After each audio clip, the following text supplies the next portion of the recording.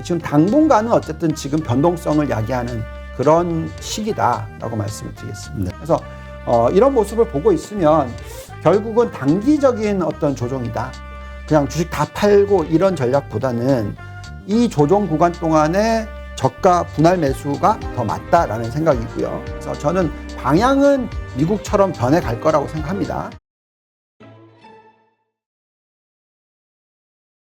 오늘 모신 분은 유안타증권 글로벌 자산배분 본부장이시죠. 유동원 본부장님 모셨습니다. 안녕하세요. 안녕하십니까? 네.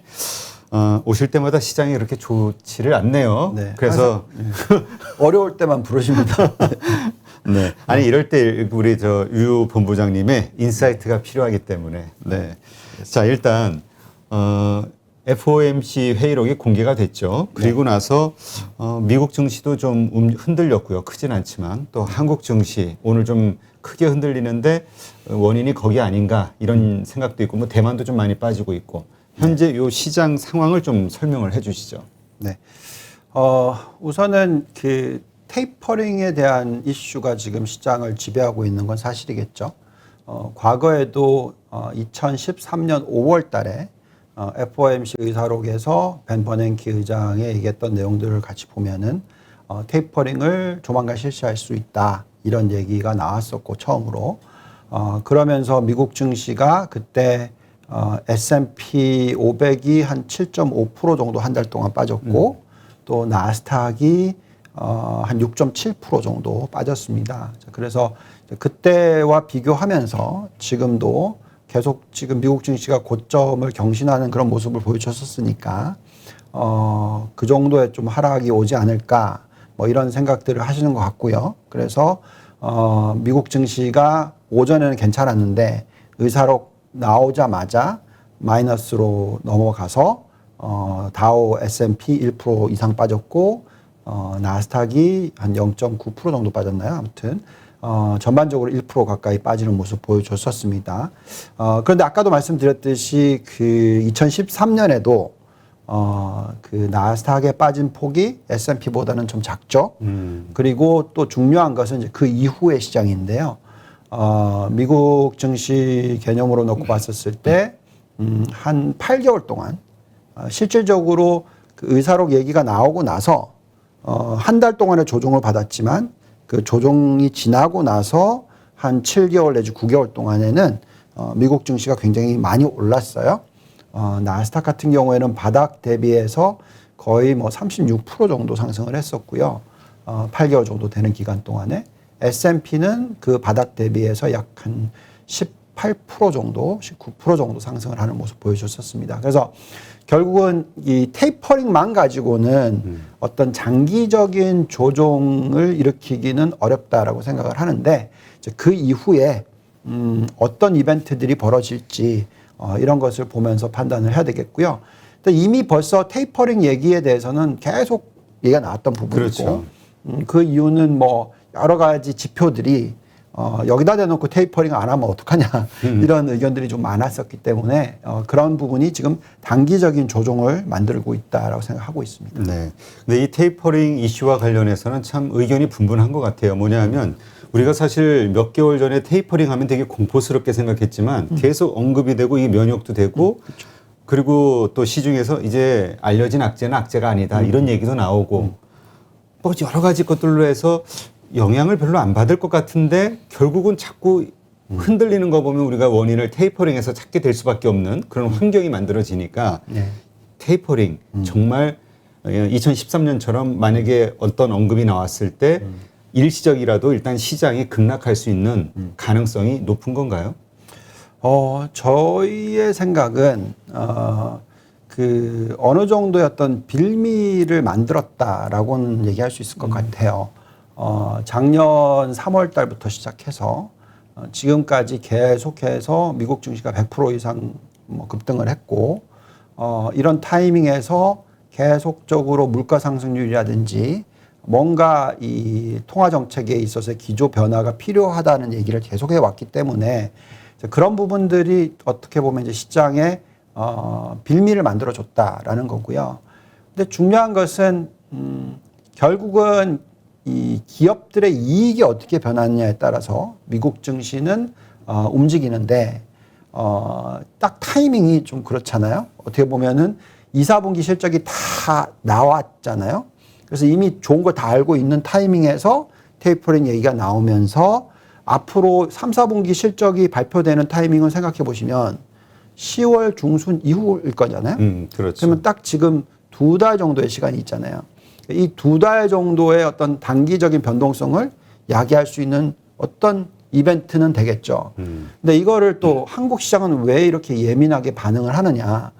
과거에도 똑같이 테이퍼링 얘기가 나오고 나서 미국 증시는 6, 7%대밖에 안 빠졌지만 2013년? 네, 2013년 우리나라는 똑같은 기간에 그 2배 빠졌거든요. 네, 그래서 그러다 보니까 또 우리가 지금 보시면 코스피 같은 경우는 고점 대비해서 지금까지 거의 6% 정도 빠졌잖아요. 그때는 제 기억으로는 10몇 프로 빠졌던 것 같아요. 그럼 지금 한 절반 정도 빠졌습니다. 추가로 더 빠질까? 과거의 예를 그대로 다시 한번 재현한다면 여기서 추가적으로 또 5, 6% 정도 더 빠질 수도 있겠죠. 그렇다고 하면 딱 계산해 보면 3천 정도 이 정도로 생각할 수도 있겠으나 근데 이게 그냥 단기 이벤트라고 생각을 한다면 과거에 이미 학습 효과가 있다 보니까 그렇게까지 또 빠뜨리겠느냐 하는 부분은 결국 실적에 있다.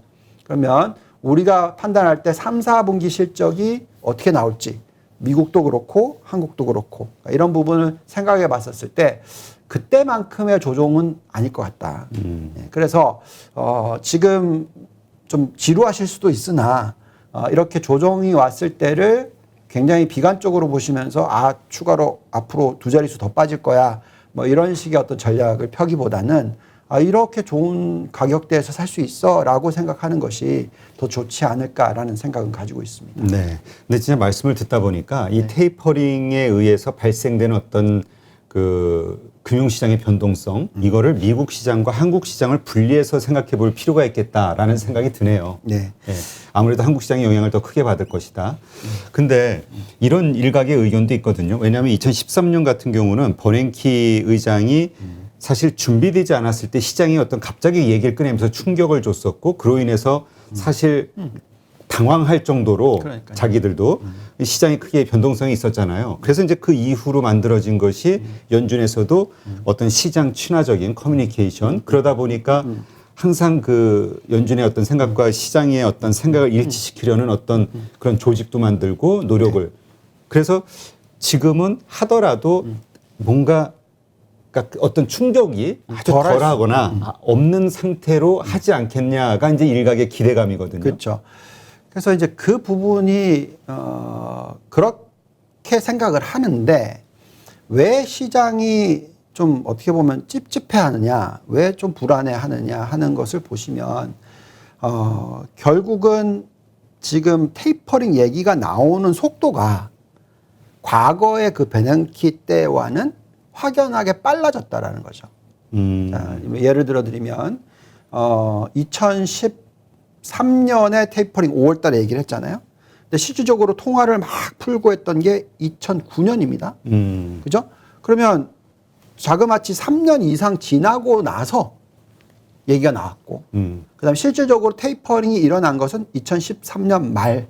그렇죠. 그리고 나서 금리는 또 언제 인상을 했느냐? 2015년 말. 그러면 쭉 계산해 보면 6년이 걸렸다는 거죠. 금리를 올리길 때까지는. 근데 지금 보니까 1년 반 만에 테이퍼링 얘기가 나오고 있고 그럼 2년 안에 금리를 테이퍼링이 실질적으로 실시가 될 거고 그러면 금리를 올리는 시기는 4년 안이나 3년 안이 되지 않을까라는 생각을 하는 거죠. 그래서 그럼 상승하는 기간이 좀 옛날보다 좀 덜 남은 게 아니야? 라는 걱정이 좀 있는 거죠. 근데 이 부분에 있어서는 저는 그렇게 생각을 하지 않는데 좀 이따 또 자세하게 설명을 드리겠습니다만 어쨌든 그런 불안감이 있다 보니까 또 게다가 어떤 계절적인 요소까지 포함을 시켜서 지금 당분간은 어쨌든 지금 변동성을 야기하는 그런 시기다라고 말씀을 드리겠습니다. 네. 계절적인 그 이유는 뭐가 있는 거죠? 네, 계절적인 이슈를 한번 보고 말씀을 드릴게요. 네. 자, 계절적인 요소라는 게 참 기가 막히게 타이밍을 지금 만들어내는 것 같은데 보시면은 이 차트는 뭐냐면 네. 미국의 주식시장과 미국의 채권시장의 계절적인 흐름을 보는 거예요. 그래서 이제 70년대 이후, 90년대 이후, 2000년대 이후 이렇게 보시면 보시면은 막대 그래프가 마이너스라는 것은 채권 수익률 대비해서 미국의 주식 수익률이 마이너스였다라는 거죠. 즉 채권 금리는 오히려 떨어지거나 그러면서 이제 채권 가격은 올라갔고, 근데 그 과정에서 주식 시장은 마이너스 수익률이 나왔다라는 거고요.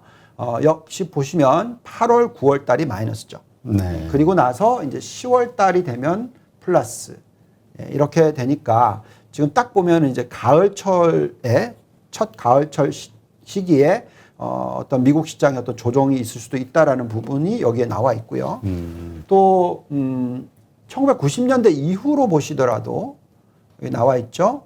보시면은 쭉 상승을 하다가 보통 8, 9, 10월 달에 딱 좀 쉬어가는 타이밍이 나오죠. 저기 회색 선과 검은색 선, 그죠? 이게 이제 과거이고 지금 빨간 선이 이제 지금 현재. 예, 그래서 그렇다면 조금 이렇게 정도 조정이 있을 것 같아 보인다 시간적으로. 근데 중요한 것은 그 폭이 아주 크진 않아요. 그러네요. 예. 그러니까 약간 횡보, 약간 하향 횡보 정도로. 그렇죠. 예, 그래서 이렇게 보면은 여기다 대놓고 차익 실현을 하고 그냥 주식 다 팔고 이런 전략보다는 이 조정 구간 동안에 저가 분할 매수가 더 맞다라는 생각이고요. 또 다른 차트도 좀 몇 개 좀 볼게요. 뭐 이런 거를 보면 대통령 임기나 어떤 그 대선 그 임기 시간 동안으로 볼 수가 있잖아요. 그렇죠. 근데 지금 어쨌든 바이든 정부가 들어서고 첫 해지 않습니까? 그렇죠. 보시면은 이제 첫 해에 분기별로 좀 끊어서 이게 쭉 숫자거든요.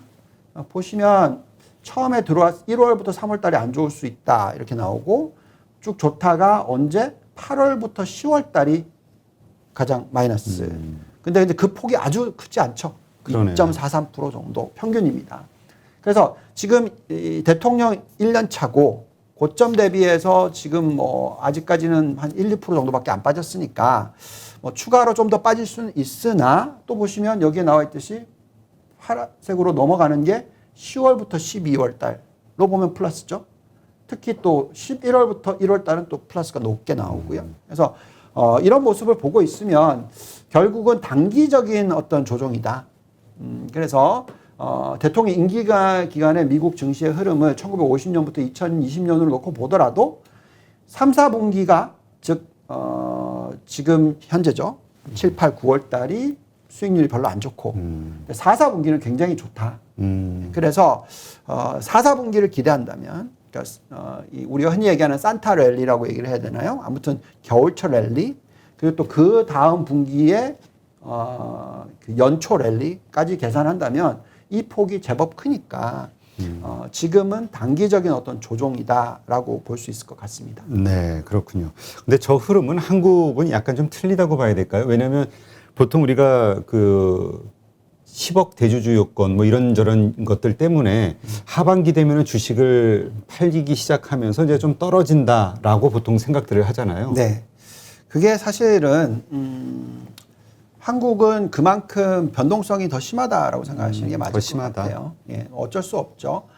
미국 같은 경우에는 변동성이 덜한 이유는 당연히 장기 투자를 지향하지 않습니까? 그래서 장기 투자를 할 경우에 세금 혜택이 있는 거고 우리나라는 오히려 연말이 될 때까지 빨리 한번 팔아야지 세금을 안 내고 뭐 그렇다 보니까 그런 변동성 야기가 좀 더 많이 되는 건 사실입니다. 근데 이제 지금 최근에 규제도 조금씩 변해가고 있으니까 그렇다면 미국 쪽으로 좀 가지 않을까라는 생각은 하는데 미국 같이. 아니 그 오늘 신문 기사가 나온 거 보니까 뭐 와다나베 부인 다 추격하는 뭐 한국 뭐 해가지고 뭐 신문 기사 나온 거 보니까 뭐 900억 달러인가 900조인가 뭐 하여튼 아니 모르겠어요. 하여튼 네. 상당한 액수를 지금 우리가 해외 투자를 시작했다 이런 얘기가 나오더라고요. 네.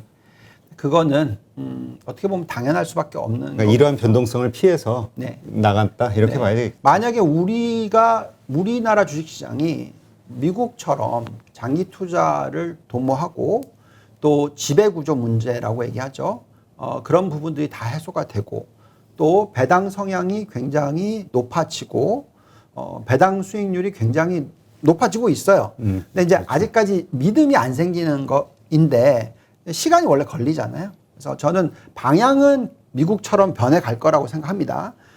그렇지만 어쨌든 지금 현재 시점에서는 우리가 한 번도 그런 어떤 배당 성향이 확 올라간 걸 경험을 아직 못했다 보니까 또 세금 관련된 이슈가 아직도 남아 있다 보니까 당연히 해외 쪽으로 더 많이 눈을 돌리게 되고 또 생각해 보면 2023년부터는 주식 양도세까지도 또 생기잖아요. 그렇죠. 그러다 보니까 이럴 때는 너무 자꾸 단말기를 보면 트레이딩을 하게 되는 것도 있고요. 그래서 해외 쪽으로 가면 좀 속 편하다고 생각하시는 분들이 좀 많은 것 같아요. 제가 어쩔 수 없이 저는 뭐 제 운영하는 것들이 다 해외 쪽이니까 그런 분들이 다들 하시는 얘기가 올해 연초에 그냥 해외 쪽으로 다 넘어갈 걸 이런 얘기들은 정말들 많이 하시고 계십니다. 알겠습니다. 그러니까 이러한 것들이 사실 또 어떻게 보면은 국내 시장은 점점 더 지금 요새 대형 IPO 때문에 유동성이 한쪽으로 쏠림 현상 벌어지면서 좀 사실상 줄어드는 거 아니냐라는 걱정들을 하고 있는데 이러한 어떤 현상까지 겹치게 되면은 사실 조금 더 힘들어질 수도 있겠다라는 생각이 얼핏 드네요. 그렇죠. 이런 게 그래서 규제나 정책이 중요해요. 자, 예를 들면은 사실 해외 자금이 더 많지. 그렇지 않습니까? 그리고 지금은 기관들이 받쳐주지 않고 있기 때문에 개인들이 투자를 하고 있는데 물론 제가 생각할 때 개인들의 힘이 굉장히 세졌다고 생각해요. 그렇지만 대형 어떤 뭐 헤지펀드들이라든지 그러니까 기가 막히게 타이밍을 미국 시장이 안 좋을 타이밍 잡고 여기다 대놓고 한번 흔들어 버리면 보통 개인 투자자들은 오래 버티지를 못해요. 그래서 제가 계속 말씀드리는 건 단말기 보지 마시라는 얘기를 해드리는데 가장 그 대표적인 예가 뭘까요? 최근에 보시면은 올해 아마 2, 4분기 초쯤 됐던 것 같은데 우리나라 2차 전지 다 끝났다. 뭐 이러면서 그 해외 매도 그 증권사들의 매도 리포트 나오면서 왕창 빠뜨렸잖아요. 근데 지금 뭐 물론 지금 또 좀 흔들리긴 하지만 많이 올라오고 그 고점을 다 탈환했죠. 그럼 그 리포트가 틀렸나요? 그러니까 근데 똑같이 지금 이번에는 반도체로 밀었잖아요. 그렇죠. 또 리포트가 뭐였냐면 반도체 가격이 내년도에 큰 폭으로 하락할 거다. 근데 또 요즘에 또 리포트 나오는 거 보면 단기적인 현상이다. 뭐 이런 식인 거죠. 그래서 결국은 이렇게 어떤 국내의 어떤 기반들이 받쳐줘야 되는데 지금 개인 투자자들은 주식을 늘리고 있긴 하지만 국내를 늘리고 있긴 하지만 그래도 GDP의 규모로 따지면 아직 10%도 안 되는 거죠. 아직은 우리 금융자산보다는 부동산 쪽에 많이 그쵸. 투자를 하니까. 그래서 어떻게 보면은 정말 버티기 힘든 그래서 해외 쪽으로 눈을 돌릴 수밖에 없는 그런 현상들이 나오고 있는데 만약에 정책적으로 주식 투자를 어떻게 뭐 장려하는 쪽으로 바뀐다면 장기 투자하면 어떤 뭐 뭔가 준다면 그렇다면 메리트를. 굉장히 개인 투자자들의 입장에서도 마음 편하게 투자를 할 수 있겠죠. 근데 아직까지 우리 그걸 못 보고 있으니까 그럴 때는 어쩔 수 없이 해외 투자 얘기를 할 수밖에 없습니다. 미국이 금융자산의 비율이 몇 %인가요? 기억이 안 나요. 제 기억으로는 GDP의 절반이 넘습니다. 그렇죠. 그러니까 거의 상당히 우리는 10% 정도니까 많이 투자했다라고는 하지만 아직도 상당한 포지션이 아직은 부동산에 쏠림이 있다 이렇게 봐야겠죠. 그렇죠. 그러니까 이제 좀 정리를 해보면 여름 흔들릴 수 있다. 과거의 어떤 그러니까 미국 시장을 기준으로 놓고 봤을 때 네. 그리고 그것으로 인해서 뭐 이런 신흥국은 그거보다 더 큰 형태로 그러니까 더 큰 크기로 같이 흔들릴 수 있다. 이 정도로 이해하면 되겠네요. 대신 9월서부터 다시 반등 상승을 하기 시작했다. 또 재밌는 데이터를 하나 말씀을 드리면 예를 들어서 우리나라 같은 경우는 이제 연말에 정산을 많이 하지 않습니까? 예. 그러니까 12월 31일이 법인 결산? 법인 결산이 뭐 자산운용사도 그렇고 뭐 그렇죠. 근데 증권사는 3월달 뭐 이렇지만 그런 회사들이 많지만 미국 같은 경우에는 헤지펀드들이나 그 대규모 펀드들 같은 경우에 9월에서 11월달에 결산하는 데가 많아요. 그래서 지금 보면 어떻게 보면 파이널 피치로 수익률을 내는 시기를 하려면 특히 헤지펀드 같은 경우에는 변동성을 사랑하거든요. 그렇죠. 항상 변동성을 야기시킵니다. 왜냐하면 양방향으로 먹으니까 그래서 그런 현상에 우리나라 시장이 당하고 있다. 아주 좋은 신흥국에서는 우리처럼 선물 시장이 큰 나라가 없다고 하니까 그렇죠. 보통 선물 가지고 크게 그냥 단기 변동성으로 돈 벌기는 쉽다고 하더라고요. 네. 예. 그러니까 어쨌든 지금의 일시적 그 변동성, 그러니까 변동성은 일시적인 것이다. 미국 시장의 과거 데이터를 보더라도 네. 그러니까 좀 안심할 수 있다. 이렇게 보면 되겠네요. 네. 네.